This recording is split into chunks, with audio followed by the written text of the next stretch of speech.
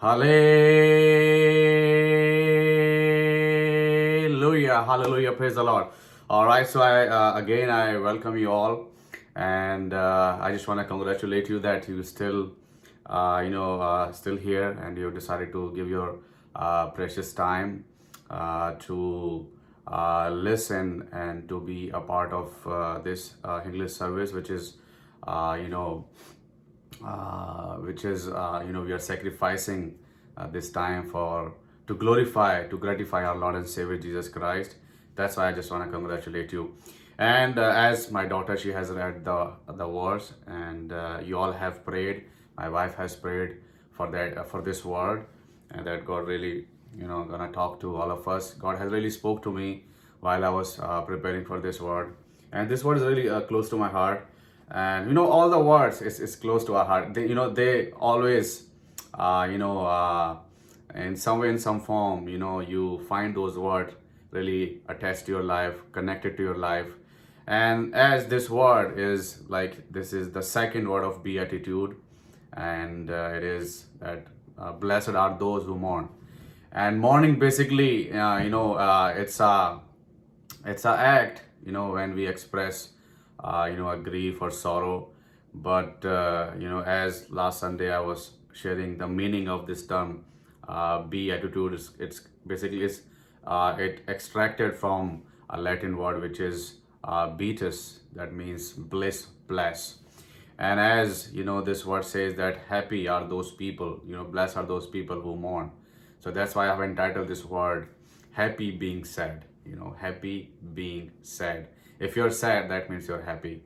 And this word basically, for those people who don't understand, I have this definition. What is mourning? What is mourning? And mourning basically is the act of sorrowing or a deep sense of loss. And we express mourning by weeping or crying. And that's the main way. We express that we are mourning, and lamenting. And the causes that can cause mourning, basically death. There are four causes I have written. Death.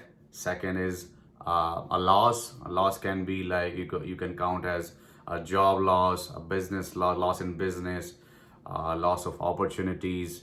So those losses can really turn into a mourning. And third is end of a relationship. And this is like very one of the important a mourning for all the people, like in the world right now. That end of relationship, if you've been in a relation for a long time, and that relationship ends, that really gives you mourn. That gives you like sorrow. You became a person with grief. And the fourth is a change that alters life. Like for example, if you move from this place to another place. For example, I moved from India to here in Los Angeles. And sometimes for me it's not a grief. It's not like about I'm grieving. But some people, they move from a very good place to a place that's not appropriate, that's not good according to their senses. And for people like demotion. You are working at some place, and instead of promotion, you receive a demotion. Basically, if you receive a demotion, you no longer stay to that place because you wanted to move, because you got the demotion. But anyway, these are the things really causes mourning. I would say these are the worldly things that gives us grieving. But because even the Bible says about the death, because death is for a believer, a true believer, death is not a end of the story. Because as Jesus Christ resurrected third day, now we have a hope, that really gave us hope that if we die, or the person we love, they die, we have hope that we're gonna meet with them. This is like a first inning. In the second innings, that we're gonna have, we're gonna all gonna meet. So यही आज का जो विषय है कि धन्य हैं वे जो शोक करते हैं, और वो क्या होगा, उनको प्रभु यीशु मसीह क्या करेंगे, उनको जो है पृथ्वी के शो करते हैं कि वो शांति पाएंगे. यस, धन्य है वे जो शोक करते हैं क्योंकि वो शांति पाएंगे. They will be comforted by God. और ये जो विषय है, जैसे कि मैंने इसकी पूरी डेफिनेशन आपको बता दी है, ये विषय काफ़ी मेरे दिल के नज़दीक है। क्यों दिल के नज़दीक है? मुझे आज भी याद है 2012 में मैंने एक फेलियर को मैंने एक्सपीरियंस किया था। और उस फेलियर को एक्सपीरियंस करने के बाद I became so broken in the sense, because when once you experience a failure in your life, it really breaks you. और अगर वो ऐसा एक फेलियर है जिससे you are like so you are preparing for it, you're doing so much to receive a victory, a progress, but unfortunately you just taste the just the loss or just the failure, then you feel like more disappointed. Or sometimes these kind of disappointments really drags people to become bitter, and then become addict to some bad habits, like maybe drinking, maybe other some bad habits, we know. So होता है ऐसा. So ऐसा हुआ जब 2012 में मैंने एक failure का सामना किया, और उसके बाद मैंने बजाय अपने आप को गलत डायरेक्शन में ले जाने के, बिकॉज मेरी जो अपब्रिंगिंग है mostly it's in a Christian family, बहुत चैलेंजेस, बहुत स्ट्रगल सर्कमस्टांसेस में हुई है। और क्योंकि एक पास्टर का फैमिली और पास्टर की जो लाइफ होती है, it's always a life full of struggles. And then वो जो स्ट्रगल होती है ना केवल सिर्फ पास्टर के लिए होती है, बल्कि उनके परिवार के लिए भी होती है, उनके बच्चों के लिए भी होती है। There are so many things, there are so many kind of struggles the pastor and pastor's family has to face. So I was part of it, but still my faith is not that weak कि मैं अगर एक failure मेरे जीवन में हुआ है तो मैं I will switch to something else, something bad. So that's really I'm thankful for God and my family that they were there, and they have sown a seed. उन्होंने एक जो बीज बोया मेरे जीवन में, that really helped me to cope up with the circumstances. Sometimes I feel like कि things are not going the way that I have planned them to go. So वैसे ही होता है. Then उसके बाद जब हुआ, then I realized something is lacking, something is missing in my life. Then I've started to mourn. और वो समय था, मैंने आपके साथ पहले भी शेयर किया है कि then how I mourned. And as you know, I have given the definition of mourning. People express their mourning, their lamenting by crying, by weeping. And I still remember those days. मैं जब सुबह नहा लेता है, when I take shower, after that I do my personal prayer. I still do my personal prayer. I believe you do your personal prayer as well. And then what I used to do, I shut my door, and it's just me, my Bible, and my God. And then I just weep, I just mourn. And mourn, like if we see the biblical definition of mourning, is that mourning is the appropriate response to sin which produces repentance. So जो mourning है basically एक appropriate एक response है पाप के विरुद्ध, पाप के साथ नहीं, पाप के विरुद्ध है ये। जब आप रियलाइज करते हो, you feel guilty, you feel like something is lacking, something is wrong in my life, then you feel like mourning, आप विलाप करते हैं, आप दुख आप अपना प्रकट करते हैं, रो के, गा के, और भी बहुत तरीके हैं जो आप अपना दुख प्रकट करते हैं। और जब मेरे जीवन में ऐसा हुआ, तब मैंने अपना दुख प्रकट करना शुरू किया, मैंने विलाप करना शुरू किया परमेश्वर के सामने, प्रभु यीशु मसीह के सामने। और जब मैंने विलाप करना शुरू किया, देन प्रभु यीशु मसीह ने जो चीज़ें थी मेरी लाइफ में, क्योंकि वी ऑल आर सिनर्स, हम सभी पापी हैं, हम सब ने पाप किया है।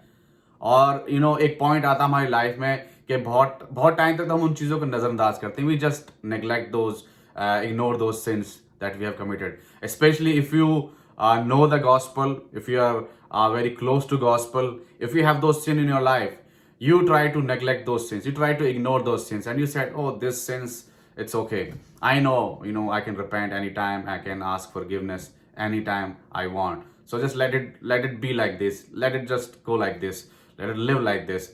So ये क्या है, of course you can live like that, but there will be point in your life, then someday, someplace, you're gonna feel like something is lacking, something which I have to correct in my life, because things are going, things are moving, things are shifting, but still I don't have peace, I don't have a taste of victory in my life, because things are not going the way they're supposed to go, because there's something lacking, there's a longing in our life, which is a lament, which is a mourn that we have to make things right with God, make things right with God.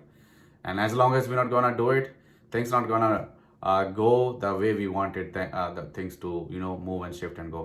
तो वही था, और जब मैंने शुरू किया then उसका परिणाम मुझे मिला. तो मैं सभी लोगों को मैं आप लोगों को हौसला देना चाहूँगा अपनी गवाही से. अगर आप राइट स्टेप लेते हैं, if you take a right step of mourning, and mourning really produces repentance. When you mourn and repent in front of God, क्योंकि सबने पाप किया है. रोमी में लिखा हुआ है सब ने पाप किया, सब जो है they fall short of God's glory. Everybody has sinned. हम लोग रोज पाप करते हैं, लेकिन हल क्या है? हल यही है कि उस पाप को हम माने, मॉर्न करें, रिपेंट करें, and then we can really have the taste of salvation in our life. Taste of salvation really gonna lead us to our destination. और मेरे साथ ऐसा हुआ, और मैंने I have accomplished, but still I have to travel far more. अभी सिर्फ मैंने वो सब कुछ हासिल नहीं किया है, और हासिल इन द सेंस मेरे कहने का मतलब ये है कि मैं कोई वर्ल्डली अचीवमेंट की बात नहीं कर रहा हूँ. I am just saying that मैं अभी प्रभु यीशु मसीह की सेवकाई में एक नन्हा सा पत्थर हूँ, ठीक है, नन्हा सा एक वो हूँ, और मुझे बहुत से इस पत्थर को अपने जीवन को इस्तेमाल करके सीढ़ियाँ बनानी है, ताकि मेरे द्वारा लोग प्रभु यीशु मसीह तक पहुँच सकें. आमीन. सो उसके लिए जो स्टेप था मैंने लिया, and I will encourage you कि अगर आप भी मेरी तरह एक शख्स हैं जो कि सब सोच रहे हैं सब ठीक है, सब अच्छा है, ठीक चल रहा है, बट हम लोग इग्नोर कर रहे हैं उन पाप को, उन बुराइयों को, और जो कि हमें माननी है, पश्चाताप करना है, विलाप करना है प्रभु यीशु मसीह के सामने. और जब तक नहीं होगा हम उसी में उलझे रहेंगे, आगे नहीं बढ़ पाएंगे. तो मैं आपको इनकरेज करना चाहूँगा. चलिए, तो जैसा कि मैं कह रहा था कि मॉर्निंग के बारे में बात कर रहे हैं, और देखिए अगर इस पहाड़ी उपदेश की अगर हम बात देखें, if you see this all B attitudes, all the sequence Jesus Christ has placed them is like impeccable. How? Like अगर हम देखें पहला अगर पहाड़ी उपदेश देखें, which tells us that blessed are those blessed are the poor in the spirit. So first, when you are poor in spirit, that's the first one, right? And then you became you wanted to mourn. अगर आप spiritually आप टूटे हुए हैं, then it leads to mourning. तब आपको जो है आपको शोक इन द सेंस के परमेश्वर के सामने विलाप करना, वो आपको उकसाती है विलाप करने के लिए. जब आप विलाप करते हैं तो क्या होता है? then you became humble, you became let's see, you became meek. So first step is when your spirit is broken inside, you feel like I need God, my life is a mess. When you feel that way, then it takes you to the second level, which is to mourn. Then you mourn what is wrong in your life and what sin you have committed. That third step, that really when you accept, when you repent, that makes you a meek person. You became meek. You became आप जो हैं क्या हो जाते हैं? नम्र बन जाते हैं. और जब आप नम्र बनते हैं तो क्या होते हैं? फिर आपके अंदर क्या होता है? फिर आपके अंदर जो धार्मिकता है उसकी भूख जगती है आपके अंदर. You became hungry and thirsty for righteousness. क्योंकि क्या आप खाली हो चुके हैं अभी. आप जब ने आपने रो के विलाप करके आप नम्र बन गए, अब आपका हृदय क्या खाली हो चुका है. तो आपको क्या आपके अंदर धार्मिकता के लिए भूख जगी हुई है, प्यास आपके अंदर लगी हुई है. और जब आपकी धार्मिकता की प्यास और भूख जब आपके अंदर आप भर जाते हैं वचन से, वचन से आप भर जाते हैं, तो क्या होते हैं? आप दयावंत हो जाते हैं. You became what? You became merciful. क्योंकि आपको सारी सच्चाई मिल जाती है, और प्रभु यीशु मसीह का जो चरित्र है, प्रभु यीशु मसीह का जो त्याग है, जब आपके सामने साक्षात प्रकट हो जाता है, सब आप कुछ आप देख सकते हैं, महसूस कर सकते हैं. That makes you merciful. And जब आप मर्सीफुल हो जाते हैं, then really it turns into that you became the pure in heart. आपका हृदय एकदम शुद्ध हो जाता है जब आप दयावंत हो जाते हैं. सो एक चरण के साथ step by step you are becoming like a Christ like believer. Then उसके बाद क्या है? Then your heart becomes pure. Then क्या होता है? Then your life turn into help other people and your life become a source of peace. आप जो है शांति के वाहक हो जाते हैं, शांति आप लोगों को देते हैं, क्योंकि यीशु मसीह भी क्या है, शांति दी है, शांति के राजकुमार कहलाते हैं। और जब हम यीशु मसीह को पूरा खा लेते हैं, पी लेते हैं, उसके बाद क्या है, हमारा हृदय शुद्ध हो जाता है और हम लोग जो है शांति का प्रचार करते हैं, शांति हम जो है फैलाते हैं। और जो गॉस्पल हम प्रचार करते हैं वो शांति का सुसमाचार कहते हैं, शांति मिलती है इससे लोगों को। और उसके बाद क्या है, जब हम पीस मेकर बन जाते हैं, then it comes that blessed are those who are persecuted for righteousness. जब आप शांति का संदेश सुनाते हैं तो क्या होता है, उसके बाद आपको प्रताड़ना मिलती है, आपको लोग जो है आपको सताया जाता है, जैसे कि यीशु मसीह के जीवन से था। यीशु मसीह ने ये जितने भी बी एटीट्यूड्स हैं उनको जिया। यीशु मसीह ने जो बताया है बी एटीट्यूड्स में, ये पहाड़ी उपदेश दिया है, that was his life and that is his life and that's the life he gonna live in his whatever the time he gonna live, like जो 3-3.5 साल की मिनिस्ट्री थी उसमें यीशु मसीह इसी लाइफस्टाइल को जीने वाले थे। तो ये जो यीशु मसीह ने बताया, और वाकई में हर एक का सीक्वेंस जो है एक से कनेक्ट होता है। स्टार्ट होता है ब्रोकन इन स्पिरिट और एंड होता है इन परसिक्यूशन। यीशु मसीह का वैसे ही हुआ, जब यीशु मसीह विल्डरनेस में थे और वहां पर क्या कहते हैं, आत्मा उनको लेके गया, आत्मा में व्याकुल हुए क्योंकि 40 दिन से निराहार थे। उसके बाद क्या हुआ, अब जो एंड होता है उनका प्रोसिक्यूशन के साथ होता है, जब उनको क्रूस पर चढ़ाया गया।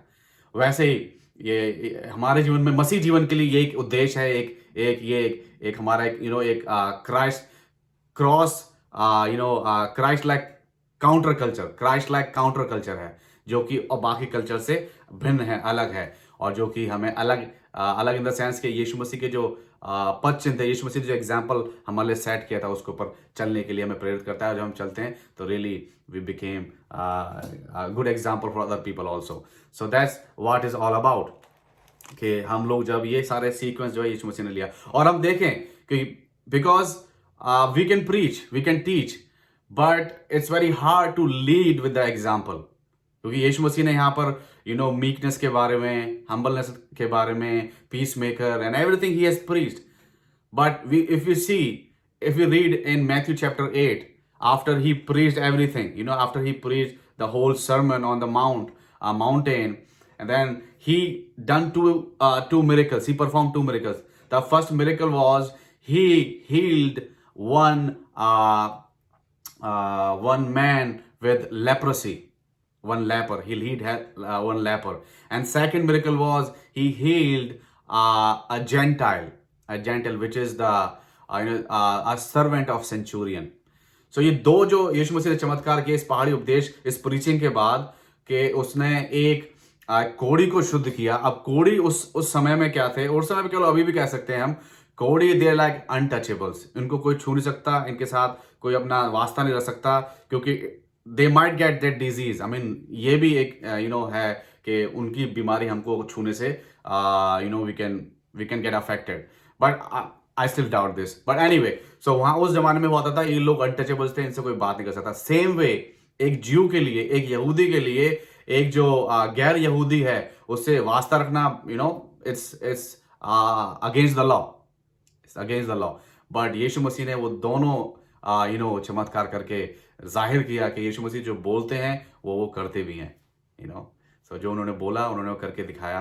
he lead with the example के साथ। चलिए अब हम आते हैं मॉर्निंग के ऊपर। we just gonna learn something about morning. And morning basically is it's like two kind, दो तरीके की मॉर्निंग मैंने लिखी है, मैंने आपके लिए आपके साथ शेयर करूंगा। The first is worldly morning, संसारिक जो एक विलाप होता है, और दूसरा है the second is the godly morning, godly sorrow or morning. So these are the two kind. And there is a verse, if we read in 2 Corinthians chapter 7 and verse 10, it says, godly sorrow brings repentance. Godly sorrow means godly mourning brings repentance that leads to salvation and leaves no regret. But worldly sorrow brings death.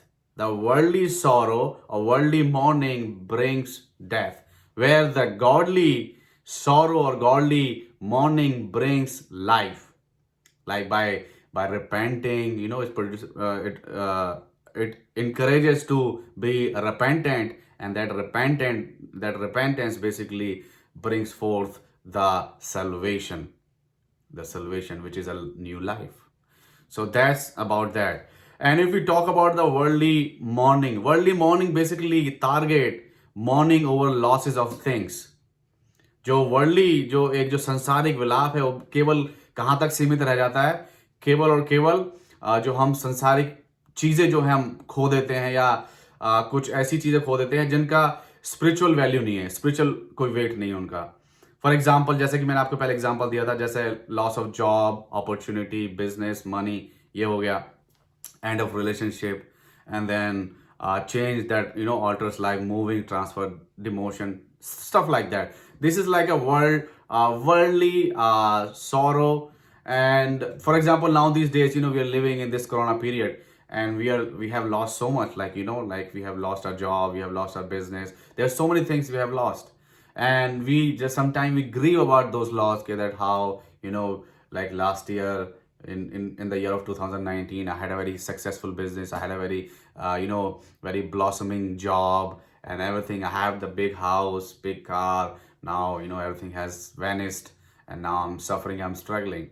So these are the mourning which has no spiritual value, which has no weight, because it not going to take us to anywhere, as long as we have a appropriate a spiritual, a godly mourning.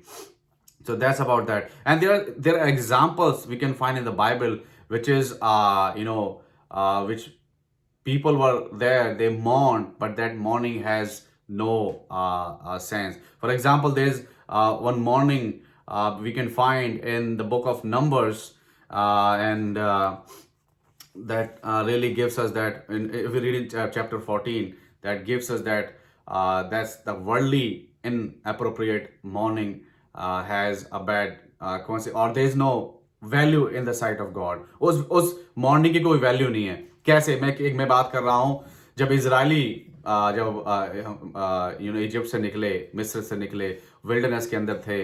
अगर हम 13 अध्याय में पढ़ें, गिनती के 13 अध्याय में पढ़ते हैं, we read that Moses has sent 12 spy. like हर एक ट्राइब से एक इंसान को चुना गया था, और 12 लोगों को, 12 क्योंकि गोत्र 12 थे इजराइल के, 12 गोत्रों में से एक इंसान को चुन के इन्होंने भेजे थे. और जब वो लोग वापस आए, 12 भेदिए, उनमें से जो 10 थे, उन्होंने बोला कि वो लोग हैं, वो उनके सामने हम टिड्डी के समान हैं, वो बहुत जाइंट हैं, और हमारा वहाँ पे फ्यूचर नहीं है. लेकिन 2 थे, एक था कालेब और एक था यहोशू. ये 2 लोग ऐसे थे, इन्होंने कहा था कि नहीं, हमें अगर परमेश्वर हमारे साथ, परमेश्वर की कृपा हम पर बनी रहे, then we can really go there and we can capture everything, because God has promised already with them. So these 2 people only were the people, they have said, no, there is a future, there is a future of Israelite in that land, because God is with us. And then other people, they said, no, we don't want to go. And then they started to murmur again, and they said, why you brought us here to die in this wilderness, or to go there and killed by these these wicked kings, or these ungodly people. So then after that, what happened? God really relented, and God said, I'm feeling like why I brought these people out from that slavery.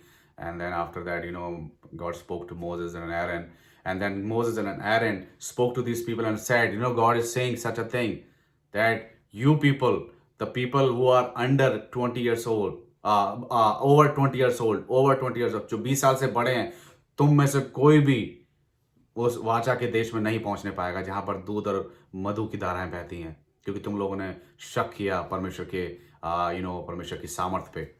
और उसके बाद जब इन्होंने ऐसा सुना, तो उन लोगों ने विलाप किया, वो लोग विलाप करने लगे. हम पढ़ते हैं अगर 14 अध्याय की 39 आयत में, वो रोने लगे, वो बिलखने लगे, विलाप करने लगे. और उन्होंने बोला ठीक है. और तो उन्होंने पहला जो जंग थी अमेलेक के ऊपर धावा बोला. उन्होंने बोला कि नहीं, हम विलाप करते हैं, हमने परमेश्वर के विरुद्ध हमने पाप किया है, अब हम जो है जंग पे जाएंगे, उनसे झगड़ा करेंगे, उनको लड़ाई करेंगे, जो परमेश्वर हमसे चाहता है. तब मूसा ने कहा नहीं, परमेश्वर तुमसे नहीं चाहता है कि तुम अभी तुम उसके लिए तैयार नहीं हो, अभी नहीं जाना है. लेकिन उन्होंने नहीं माना, और वो ढिठाई के मारे वहां पर गए, और जब उन्होंने वहां पर सामना किया उन लोगों का, और उनसे वो हार गए, क्योंकि परमेश्वर उनके साथ नहीं था.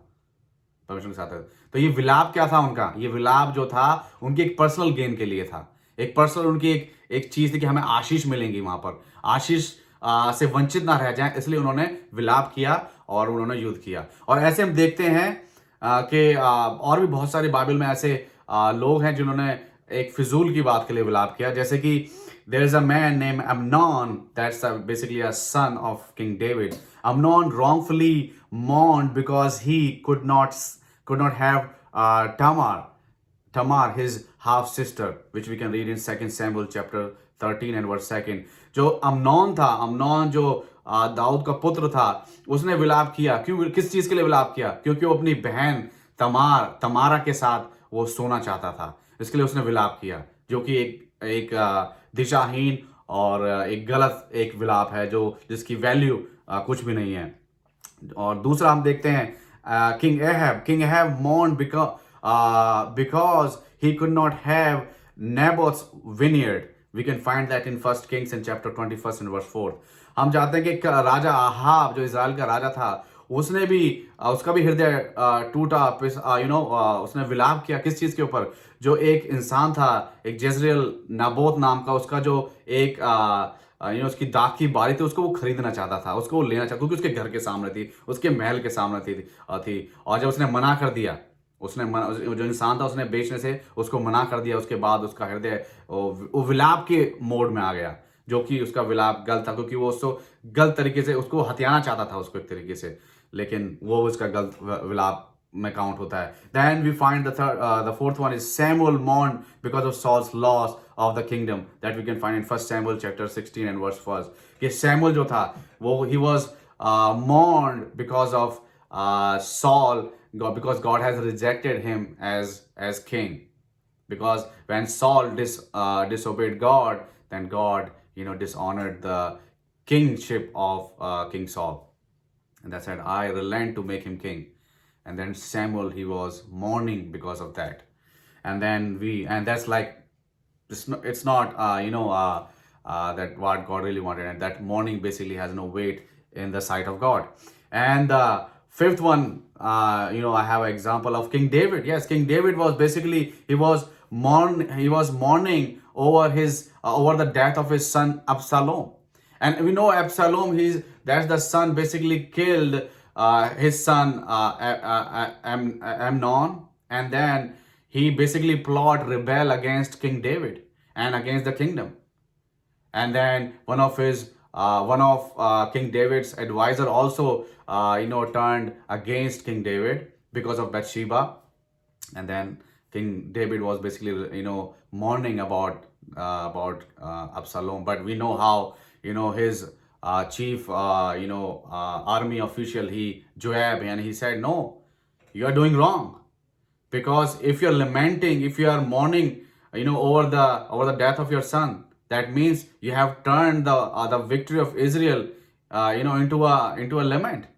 अगर अपने इस बेटे के ऊपर विलाप कर रहा है, जो कि विद्रोही था, देशद्रोही था, जो कि तुझे और जो कि तेरे लिए, तेरे परिवार के लिए, पूरी इस हमारे राज्य के लिए, जो कि एक चिंता का विषय था, एक घातक साबित हो सकता था, तो उसके लिए विलाप कर रहा है, ये गलत है।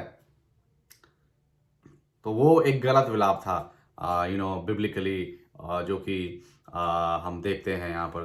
That's like a wrong, I would say a worldly, a mourning which has no value in the sight of God. And these basically, these kind of mourning is not will be comforted by God. ये God जो परमेश्वर जो है, प्रभु यीशु मसीह, उनको जो है वो क्या नहीं देंगे? शांति नहीं देंगे. They're not gonna comfort, because they have the bad intention of bad of mourning. And the second, as I have said, the godly mourning. The godly mourning. और हम देखते हैं godly mourning के लिए we have example, a very good example of Jesus Christ. और हम देखें Bible के अंदर यीशु मसीह 2 बार रोए हैं, just 2 times. पहली बार हम देखते हैं जब लाजर की मृत्यु हुई. लाजर की मृत्यु हुई when Lazarus he died and Jesus Christ wept. Jesus Christ wept. Jesus Christ basically he was mourning for his beloved friend. The second time Jesus Christ lamented or wept when we remember, if you read in Luke chapter 19 and verses let's say verses 41 to 44, Jesus Christ basically weeping over Jerusalem. सो दो बार यीशु मसीह रोए हैं। और पहली बार हम देखते हैं जब यूहन्ना की पुस्तक 11 अध्याय में पढ़ते हैं 35वीं आयत में, बहुत छोटी आयत है जो कि हम लोग के बहुत आसान होती है याद करने के लिए, कि यीशु रोया। और यीशु रोया जानने के लिए, ये इसलिए नहीं हम बोल सकते हैं कि बहुत commentator they say that Jesus Christ wept because he loved Lazarus. अगर if he loved Lazarus, if you read a verse, I'm gonna read that verse in front of you. That will prove that proves that Jesus Christ basically is not. He cried because he loved Lazarus so much. There's a greater purpose behind that. And if you read verse 6, so John chapter 11 and verse 6, छठी आयत में क्या लिखा हुआ है? फिर भी जब उसने सुना कि वह बीमार है, तो जिस स्थान पर वह था वहां 2 दिन और ठहर गया। तो अगर हम देख रहे हैं कि हम लोग ये कह रहे हैं कि यीशु मसीह लाजर से बहुत प्रेम करते थे इसलिए वो रोए, नहीं।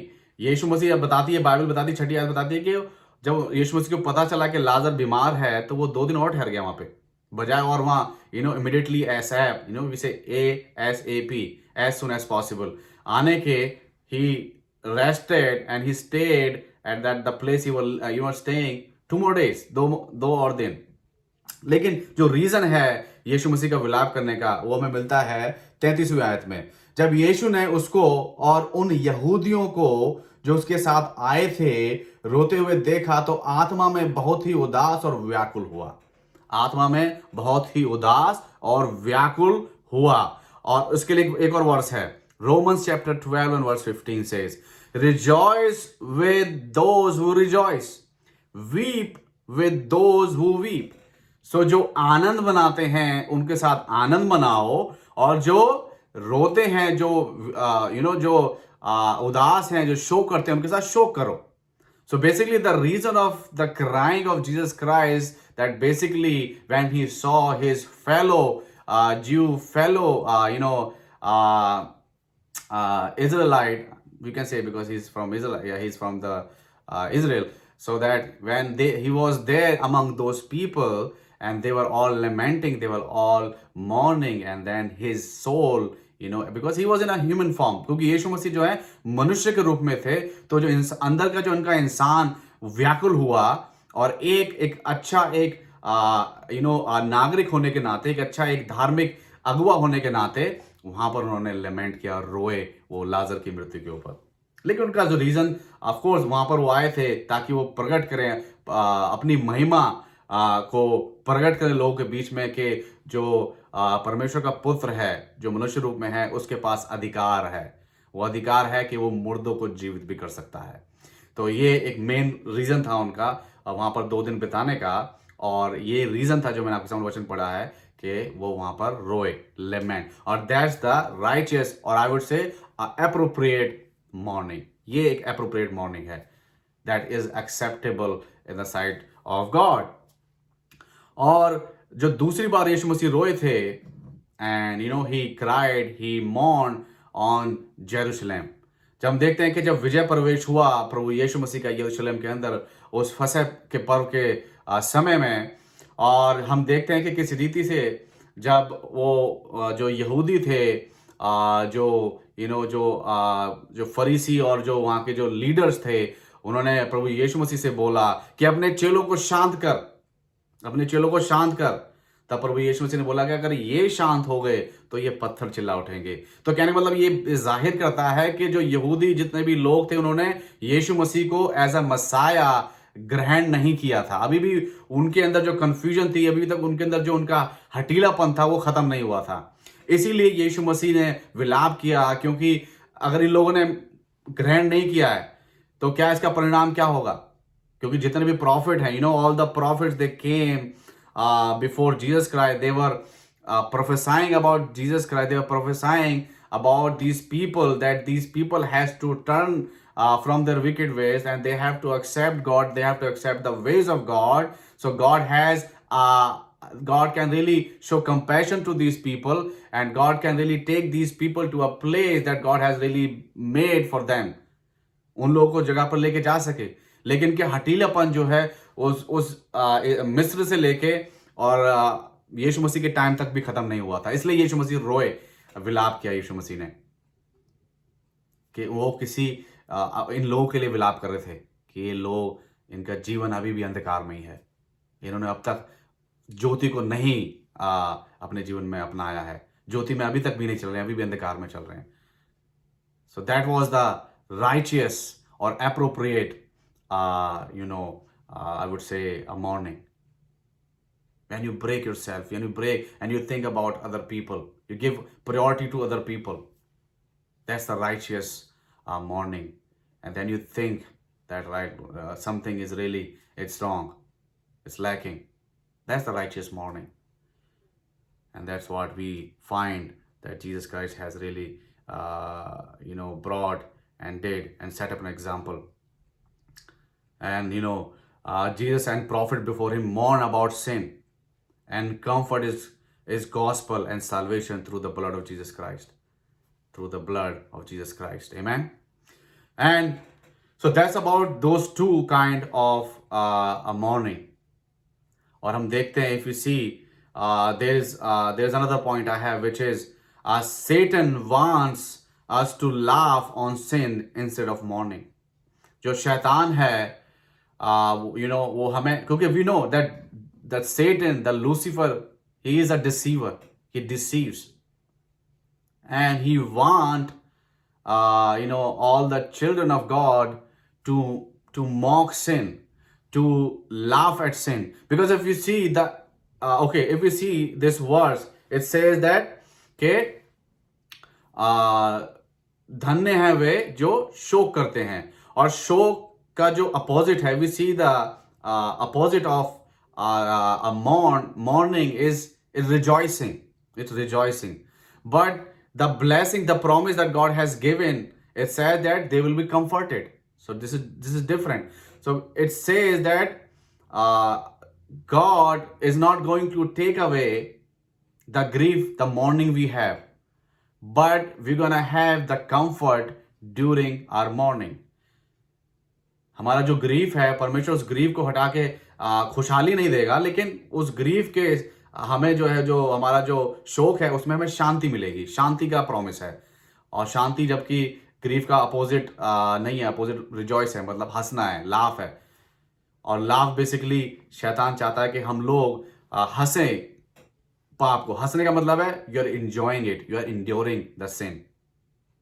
और जो पहला जो फॉल था, which is in the garden of Eden, वहां पर क्या हुआ था? शैतान ने इस तरीके से दिखाया हवा को कि ये झूठ का जो वो था क्रिएट किया, and it was enjoyable, it was, तभी कहती है ना, वहां पे लिखा हुआ है कि वो जो फ्रूट था वो देखने में मन भावना था, because she was lusting, she was enjoying that fruit, she was laughing at it, laughing in the sense she was enjoying it.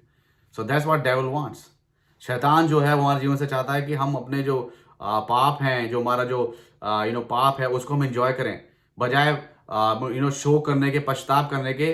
We just keep going like that. जैसे मैं बता रहा था कि हम बस जीते रहे, हाँ चलते रहो, कोई बात नहीं, हमें पता है कि हम रिपेंट कर सकते हैं एनी टाइम, हम उसको जीते रहते हैं, लेकिन हम we are losing the time, we are losing other opportunities, we are losing that door.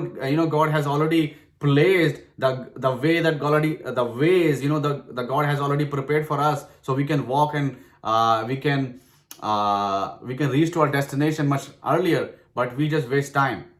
And there's so many things we have to lose. So that's what devil wants, because he wants us to mock the sin. In Proverbs chapter 14 and verse 9 says, fools mock at sin. Fools mock at sin. जो मूर्ख हैं, केवल वो ही जो हैं पाप पर जो हैं वो हंसते हैं, पाप पर हंसते हैं, मतलब वो हंसने का करते हैं। लेकिन बाइबल कहती है, ये वचन कहता है, ये बीएटिट्यूड्स कहता है कि हम वो लोग धन्य हैं जो कि शोक करते हैं। शोक इन द सेंस कि वो अपने पाप को पहचान के सीरियसली उसको शोक करते हैं उस पाप के लिए, और माफ़ी की गुहार लगाते हैं, माफ़ी मांगते हैं। लेकिन शैतान हमें भटकाना चाहता है, घुमाना चाहता है। वो हम चाहता है कि अपने पाप को हम लोग, उस पाप पे हम लोग हंसें, उसको एंजॉय करें। That's what the devil wants. That's what we don't have to do.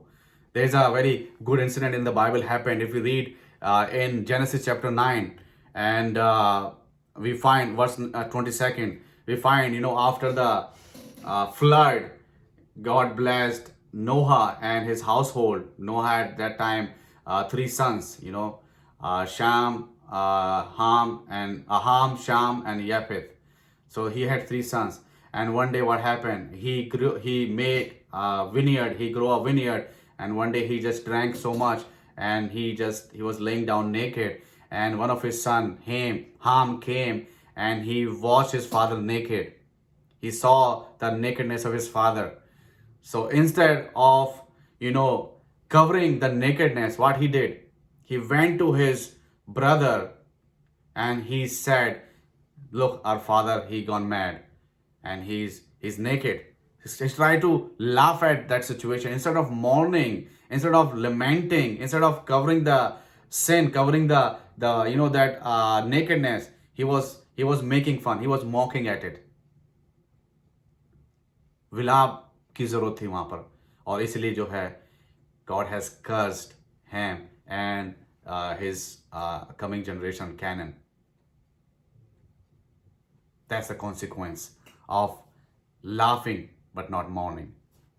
And then moving forward, it's basically, mourning, as I've shared, that it's a deep loss. It's a deep loss, but somehow it's a gain.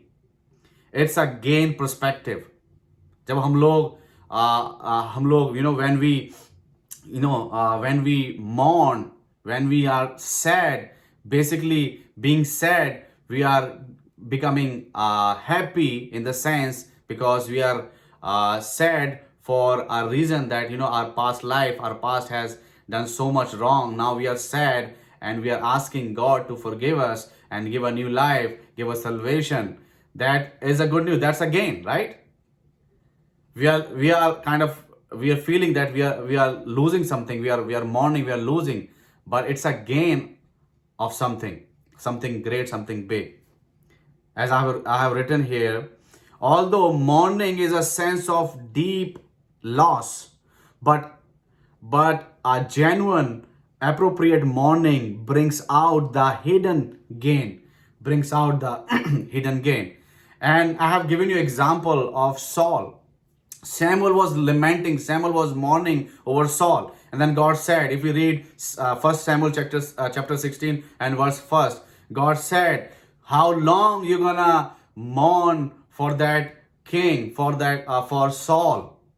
Now just fill the oil in the horn and just go to the house of Jesse and you'll find a new king for Israel. So basically, for Samuel is a loss. For Samuel, his mourning for the loss of the king. But he cannot see that in that loss, there was a gain in the form of David. So जो Samuel था, वो विलाप कर रहा था, रो रहा था शाऊल के लिए, लेकिन शाऊल तो एक लॉस उसको उस समय लग रहा था, लेकिन एक गेन क्या था? गेन का पॉइंट था राजा दाऊद, जो दाऊद था, the man after God's own heart, वो गेन था। लेकिन लॉस, उस सिचुएशन में लॉस था, वो लॉस लग रहा था, प्रतीत हो रहा था कि Saul is a loss, but the gain was king David. So sometimes it's a perspective of gain. When we mourn, when we lost, when we grieve, then we are gaining something, and that's what we find Paul speaking about that gain. If you read in Philippians chapter 3 and verse 7 and 8, I'm going to read that in front of you real quick. आपसे बहुत जल्दी से पढ़ देता हूं मैं. But whatever gain I had, I counted as loss for the sake of Christ. Indeed, I count everything as loss because of the surpassing worth of knowing Christ. Jesus my Lord. For his sake I have suffered the loss of all things and count them as rubbish in order that I may gain Christ.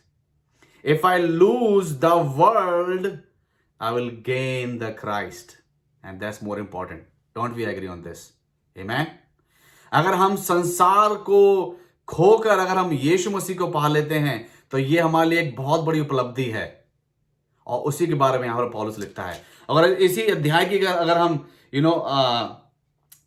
तीसरी, चौथी और पांचवी, छठी आयत तक हम पढ़ें तब बताया जाता है कि शाऊल लिखता है कि मैं शाऊल जो था पहले, मैं एक यहूदी था, मेरा खतना 8वें दिन हुआ था, और मैं एक हिब्री हूँ, इब्रानी हूँ, और दो मेरे पास नागरिकता हैं. मैं शारीरिक रूप में बहुत मजबूत हूँ, क्योंकि ये प्रोसिक्यूटर, ये हम जानते हैं कि अगर हम पौलुस का अगर हम इतिहास देखें तो ये क्या है, मसीहों को प्रताड़ित करने वाला इंसान था, और ये बताते हैं बहुत अच्छा खासा वेल बिल्ट पर्सन था, और इसके पास सारी उपलब्धियां थी, बहुत ही wise person. He was a wise person and everything.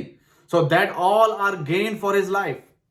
But he count them as loss in order to achieve or receive or gain Jesus Christ. And Jesus Christ for him is a gain, not his other, achievement he had in his life before he met Jesus Christ. Amen.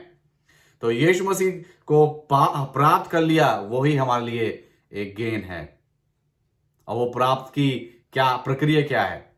Then when we mourn, when we really feel that really things are there in our life that needed to be changed. जब हम ऐसा सोचते हैं तभी जो blessing हमें मिलेगी कि प्रभु यीशु मसीह हमें क्या करेंगे? कंफर्ट करेंगे, शांति देंगे. और बहुत से लोग हैं इस समय संसार में उस शांति को जी रहे हैं, क्योंकि उन्होंने जो अपने जीवन में जो था एक सही फैसला लिया. अपने जीवन की जो कमियां थी, कमजोरियां थी, या अपने जीवन का जो उनकी उपलब्धियां थी, जिनको संसारिक उपलब्धियों का नाम भी देते हैं, उनको उन्होंने कचरा समझ के जब यीशु मसीह को ग्रहण किया, यीशु मसीह के सामने टूटे बिखरे और माफ़ी मांगी, देन उन्होंने शांति पाई है, शांति उनके जीवन में. So it's a gain, not a loss. Amen. So I'm just going to read one verse and I'm just going to conclude here. I'm going to read one verse from Isaiah, क्योंकि यहाँ पर लिखा है कि they will be comforted. It says that the latter part of this verse says that they will be comforted. And what's the comfort of God? वो हम देखेंगे comfort क्या है. So please take out with me Isaiah chapter 61, and I'm going to read 3 verses, the first 3 verses. And that's the very verse from Isaiah Jesus has read first time when he went to the temple. अगर हम लोग लूका उसका 4 अध्याय में पढ़ेंगे तब हमें पता चलता है कि यीशु मसीह जब आराधनालय में गए तब उन्होंने जो पढ़ा वो यशाया 61 अध्याय पढ़ा था. उसकी पहली और दूसरी आयत तक पढ़ी उन्होंने, आगे नहीं गए. चलिए हम तीनों आयत पढ़ लेते हैं. यहाँ पर लिखा हुआ है, that's the comfort, that's the peace we have when we mourn, when we have the legitimate mourning to God. यहाँ पे लिखा हुआ है, प्रभु यहोवा का आत्मा मुझ पर है, क्योंकि यहोवा ने सुसमाचार सुनाने के लिए मेरा अभिषेक किया, और मुझे इसलिए भेजा है कि खेदित मन के लोगों को शांति दूं, कि बंदियों के लिए स्वतंत्रता का और कैदियों के लिए छुटकारे का प्रचार करूं, कि यहोवा के प्रसन्न रहने के वर्ष का और हमारे परमेश्वर के पलटा लेने के दिन का प्रचार करूं, कि सब विलाप करने वालों को शांति दूं, और सिय्योन के विलाप करने वालों के सिर पर की राख दूर करके सुंदर पगड़ी बांध दूं, कि उनका विलाप दूर करके हर्ष का तेल लगाऊं, और उनकी उदासी हटाकर यश का ओढ़ना ओढ़ाऊं, जिससे वे धर्म के बांझ वृक्ष और यहोवा के लगाए हुए कहलाएं, और जिसमें उसकी महिमा प्रकट हो. So that's the comfort he has given to those people who mourn. That's the comfort we're going to have. So I will encourage you all today, especially those people who still are just like fooling around, still not coming to that lament stage.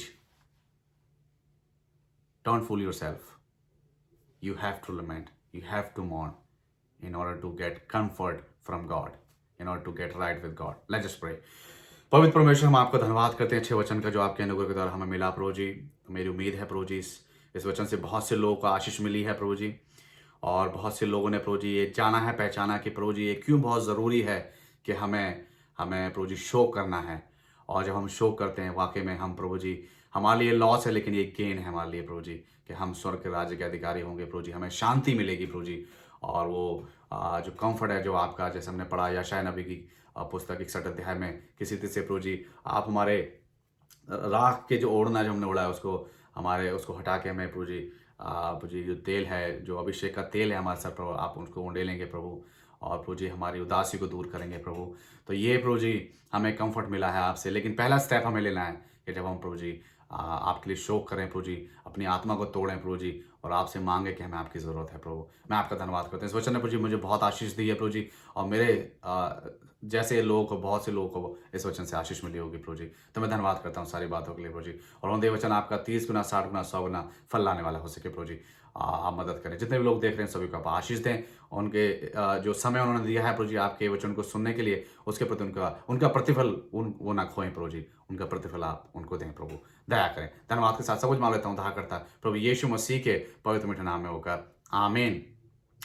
Our Father, who art in heaven, hallowed be thy name. Thy kingdom come, thy will be done, on earth as it is in heaven. Give us this day our daily bread, and forgive us our trespasses, as we forgive those who trespass against us. And lead us not into temptation, but deliver us from the evil. For thine is the kingdom, and the power, and the glory, forever and ever. Amen. Now may God bless you and keep you, and make his face to be shine upon you and be gracious to you, and fulfill your heart's desire, and give you peace. In the name of the Father, in the name of the Son, in the name of the Holy Spirit. And all God's people said, Amen. Amen. All right. Thank you so much again for spending your precious time with me, with God, and listening to the Word, and being, by taking a part in this online church service. I'll assure you that, God will going to bless you for this. प्रभु यीशु मसीह ने आपके इस त्याग को देखा है कि किस रीति से आपने अपने समय का त्याग किया है प्रभु यीशु मसीह के लिए, उसके वचन को सुनने के लिए, मनन करने के लिए। और भरोसा रखिए परमेश्वर आपको आशीष देने वाले, प्रभु यीशु मसीह आपको आशीष देने वाले। और जितने लोग हैं जो अभी आपने देखा इस वीडियो को, लेकिन अभी बहुत सारे सवाल आपके जहन में हैं कि क्या बात हो रही है, क्या है, मैं आपसे सिर्फ इतना ही कहना चाहूँगा कि इस सभी का जो एक सारांश, एक जो रीज़न है वो यही है कि प्रभु यीशु मसीह आपसे प्रेम करते हैं। और आज से लगभग 2000 साल पहले यीशु मसीह संसार में आए और आपके मेरे पापों के लिए उन्होंने अपनी जान को सलीब पे दिया, और ताकि हमें नया जीवन मिल सके। उनके तीसरे दिन मुर्दों में से जी उठने से हमें नया जीवन मिला है। तो आपसे प्रभु यीशु मसीह प्रेम करते हैं, और वो चाहते हैं कि आप उसके समीप आएँ, उसके नज़दीक आएँ, उस प्रेम को महसूस कर अपने जीवन में ग्रहण करें अपने जीवन में। तो प्रभु आपको बहुत ऐसे आशीष दे। और आप लोगों के लिए हम प्रार्थना करते हैं, आप भी हमारे लिए प्रार्थना करें, और इसी रीति से हम लोग प्रभु यीशु मसीह के सुसमाचार को दुनिया में हम फैलाने वाले हो सकें। अपना ख्याल रखें। आपसे अगले हफ्ते मुलाकात होगी। तो सभी को जय मसीह की, एंड गॉड ब्लेस यू।